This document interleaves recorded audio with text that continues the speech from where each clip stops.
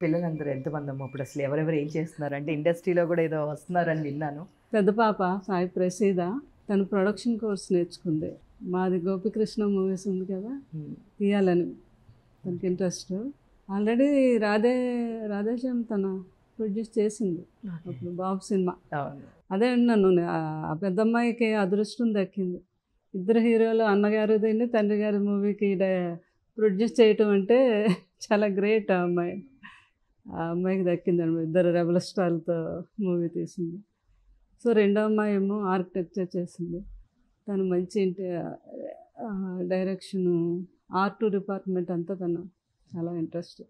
మూడో అమ్మాయి సైకాలజీ, అమెరికాలో చేస్తుంది. ఇప్పుడు యూఎస్‌లోనే ఉంది. యూఎస్లో అనమాట. ఓకే. తనకి ఇక్కడికి వచ్చేసి ఇండియాలోనే ప్రాక్టీస్ పెట్టాలని.